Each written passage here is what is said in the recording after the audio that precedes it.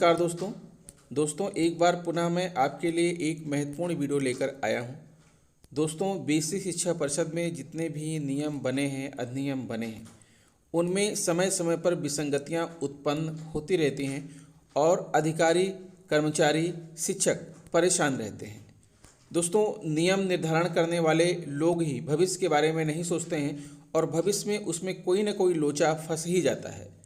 ऐसा ही एक लोचा फंसा हुआ है दोस्तों। परिषदीय अध्यापकों के चयन वेतन मान निर्धारण में हो रही विसंगति को दूर करने के संबंध में एक आदेश आया है। दोस्तों विसंगति ये है कि अगर आपका चयन वेतनमान 2 जनवरी को लगता है, अगर आपका चयन वेतनमान 2 जनवरी को लगता है या फिर आपका चयन वेतनमान 2 जुलाई को लगता है, तो आखिर इसमें अंतर क्या होगा? आप वरिष्ठ हैं और जो कनिष्ठ है, इस स्थिति में जो कनिष्ठ है ना, वो आपसे ज़्यादा वेतन पाने लगेगा और जो वरिष्ठ शिक्षक है वो कम वेतन पाएगा। ये किस प्रकार होगा, आइए हम आपको समझाते हैं दोस्तों, आपको बताते हैं, ठीक है, और आपको आदेश भी दिखाते हैं। पहले तो आप समस्या को समझ लीजिए दोस्तों।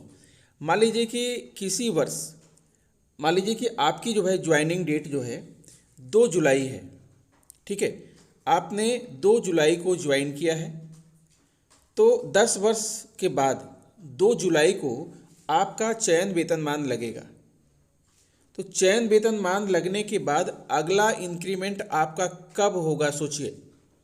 अगर 1 जुलाई को अगर आपका चयन वेतनमान लग जाता तो आने वाली 1 जनवरी को आपका इंक्रीमेंट हो जाता, लेकिन आपका चयन वेतनमान 2 जुलाई को लग रहा है, तो आने वाली 1 जनवरी को आपके 6 महीने पूरे नहीं हो रहे हैं, इसलिए आपका जनवरी में इंक्रीमेंट नहीं लगेगा और जाकर के आपका जुलाई में इंक्रीमेंट लगेगा। चलिए हम जनवरी से ये बात शुरू करते हैं, ठीक है, कि मान लीजिए कि आपका जो है चयन वेतनमान 2 जनवरी को लग रहा है, तो आप ज़रा सोचिए कि आपका अगला इंक्रीमेंट कब होगा। अगर आपका चयन वेतनमान 2 जनवरी को लग रहा है तो 1 जुलाई को आपके 6 महीने पूरे नहीं होंगे, अर्थात आपका अगला इंक्रीमेंट लगेगा अगले वर्ष 1 जनवरी को लगेगा।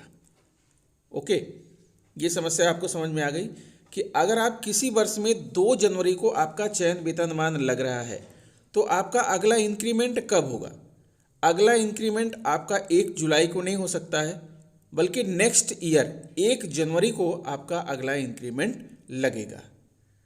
अब इसी के इतर आगे बढ़ते हैं। आपसे जो कनिष्ठ हैं, आपसे जो जूनियर शिक्षक हैं, जिनकी नियुक्ति जुलाई में हुई है, आपकी नियुक्ति जनवरी में हुई है 2 जनवरी को। अगर मान लीजिए कुछ ऐसे अध्यापक हैं जिनकी नियुक्ति 1 जुलाई को हुई है, तो आपके बाद ही तो होगी जनवरी, फरवरी, मार्च, अप्रैल, मई, जून, जुलाई, यानी आपसे 6 महीने से 1 दिन कम।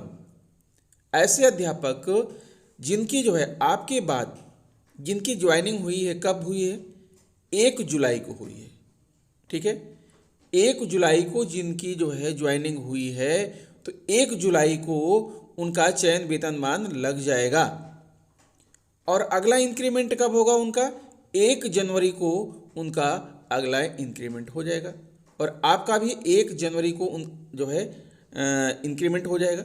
यानी आपका वेतन और आपके कनिष्ठ का वेतन, दोनों का वेतन बराबर हो गया कि नहीं। आई बात समझ में?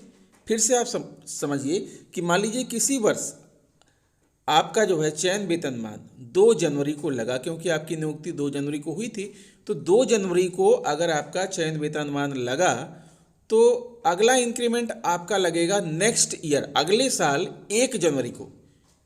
इसी के इतर आपसे जो है कम से कम 5 साढ़े 5 महीने बाद में आने वाला शिक्षक जिसकी नियुक्ति आपके बाद हुई, जुलाई में हुई, और 1 जुलाई को जिसकी नियुक्ति हुई, उसका भी इंक्रीमेंट नेक्स्ट ईयर 1 जनवरी को लग जाएगा।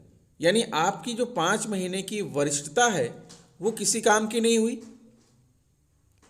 अगले 1 जनवरी को आपका भी इंक्रीमेंट लग रहा है, उसका भी इंक्रीमेंट लग रहा है, आपका भी चयन वेतनमान लग चुका, उसका भी चयन वेतनमान लग चुका है, लेकिन वो 5 महीने आपसे कनिष्ठ है, आपसे जो है जूनियर है, लेकिन आपके समान वेतन पाने लगा, तो हुई ना दोस्तों एक प्रकार की विसंगति। तो चलिए इस विसंगति के बारे में जान लेते हैं कि आदेश क्या हुआ है, ठीक है, और क्या कहा गया है। दोस्तों ये आदेश है, प्रेषक हैं वित्त नियंत्रक बेसिक शिक्षा परिषद उत्तर प्रदेश प्रयागराज और सेवा में विशेष सचिव उत्तर प्रदेश शासन बेसिक शिक्षा अनुभाग 5 लखनऊ। पत्रांक आप देख पा रहे हैं, दिनांक है 22 सितंबर 2021। यह पत्र जो है 22 सितंबर 2021 को जारी हुआ था। विषय क्या है, परिषदीय अध्यापकों के चयन वेतनमान निर्धारण में हो रही विसंगति को दूर करने के संबंध में।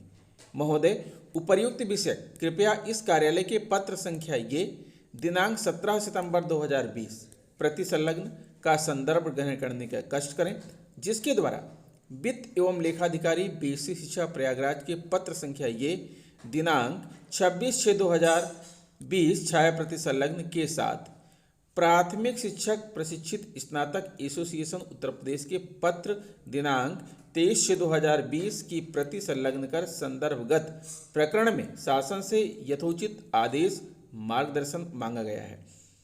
संदर्भगत प्रकरण में इसके पूर्व भी वित्त एवं लेखाधिकारी बेसिक शिक्षा प्रयागराज ने अपने पत्र संख्या ये दिनांक 13/8/2019 द्वारा भी मार्गदर्शन मांगा गया है। सूच्य है कि ऐसे परिषदीय शिक्षक जिन्हें 2 जनवरी से 1 जुलाई तक की तिथि में चयन वेतनमान स्वीकृत हुआ। ध्यान दीजिएगा दोस्तों, 2 जनवरी से 1 जुलाई के मध्य अगर आपका चयन वेतनमान स्वीकृत हो रहा है तो उन शिक्षकों का वेतन निर्धारण उसी वर्ष में, ऐसे शिक्षक जिन्हें 2 जुलाई से दिसंबर तक की तिथि में चयन वेतनमान स्वीकृत हुआ है का वेतन निर्धारण में 1 वेतन वृद्धि कम निर्धारित हो रही है। अर्थात वरिष्ठ शिक्षकों का जो वेतन निर्धारण है, वरिष्ठ शिक्षकों का 1 इंक्रीमेंट कम मिल रहा है, कनिष्ठ शिक्षकों का 1 इंक्रीमेंट ज़्यादा मिल रहा है। क्योंकि 2 जनवरी से 1 जुलाई के मध्य चयन वेतनमान स्वीकृत शिक्षकों की नियमित वेतन वृद्धि अगले जनवरी माह में लग रही है। उपरोक्तानुसार इस संबंध में प्रदेश के विभिन्न जनपदों से भी मार्गदर्शन मांगा जा रहा है कि वरिष्ठ शिक्षकों का वेतन कनिष्ठ शिक्षकों के वेतन से 6 माह तक कम वेतन निर्धारित हो रही है। इस संबंध में शासनादेश दिनांक 21/8/2018 भी अवलोकनार्थ संलग्न कर प्रेषित किया जा रहा है। दोस्तों यहाँ पर आप बात को समझ गए होंगे कि ऐसे शिक्षक जिनका चयन वेतनमान 2 जनवरी से लेकर के 1 जुलाई के मध्य लगा है, उनका अगला इंक्रीमेंट 1 जनवरी को होगा, अगले वर्ष 1 जनवरी को होगा। और ऐसे शिक्षक जिनका 2 जुलाई से दिसंबर तक की तिथि में चयन वेतनमान स्वीकृत हुआ है, उनका भी वेतनमान क्या होगा, उनका भी अगला इंक्रीमेंट जो होगा 6 महीने बीतने के बाद जनवरी में लग जाएगा। अर्थात सीनियर अध्यापक और जूनियर अध्यापक यहाँ बराबर हो गए, जबकि सीनियर अध्यापक को 1 इंक्रीमेंट ज़्यादा मिलना चाहिए था, लेकिन वो नहीं मिल पा रहा है। इस संबंध में शासनादेश दिनांक 21/8/2018 भी अवलोकनार्थ संलग्न कर प्रेषित किया जा रहा है। अतः शासन से अनुरोध है कि उपरोक्तानुसार संलग्न पत्रों के परिप्रेक्ष्य में वरिष्ठ शिक्षकों का वेतन कनिष्ठ शिक्षकों के वेतन से कम निर्धारित होने के संबंध में उत्पन्न विसंगति पर यथोचित आदेश मार्गदर्शन प्रदान करने की कृपा करें। भवदीय रविंद्र कुमार, वित्त नियंत्रक। तो देखा दोस्तों आपने कि कितने प्रकार की विसंगतियां हैं। जो हमारी बेसिक शिक्षा नियमावली बनी हुई है उसमें तरह तरह की विसंगतियां हैं और समय समय पर वो विसंगतियां आती रहती हैं और अध्यापक परेशान होते हैं, शिक्षक संगठन परेशान होते हैं, अधिकारी कर्मचारी परेशान होते हैं। लेकिन जब किसी प्रकार की सेवा नियमावली बनती है तो उस समय सेवा नियमावली को बनाने वाले लोगों को, ऐसे लोगों को रखना चाहिए जो कि भविष्य में आने वाली समस्याओं को समझ सकें। इसी प्रकार के दोस्तों 17,140 की वेतन विसंगति है, ठीक है। और भी मैंने अपने वीडियोज़ में आपको बताया है कि किस प्रकार से अगर आपकी नियुक्ति जुलाई के पहले हुई है या 72,825 का जो प्रथम बैच है, प्रमोशन के बाद उसकी हानि होगी और जिनका प्रमोशन नहीं हुआ उसका लाभ होगा। तरह तरह की विसंगतियां हैं दोस्तों। तो आप इनके प्रति अपनी नेत्रों को खुला रखिए, इनको समझते रहिए और जहां भी जरूरत पड़े आप इसके खिलाफ आवाज़ उठाइए। तो आशा करता हूँ कि आपको मेरा यह वीडियो पसंद आया होगा। अगर आप ऐसे ही आवश्यक चीज़ें हमारे चैनल पर देखना चाहते हैं तो प्लीज़ हमारे चैनल को सब्सक्राइब कर लीजिएगा, बेल आइकन को प्रेस करके इसे दूसरे मित्रों को शेयर कीजिएगा और लाइक कीजिएगा। तो मिलते हैं आपसे दोस्तों नेक्स्ट वीडियो में कुछ नई जानकारी लेकर। तब तक के लिए नमस्कार।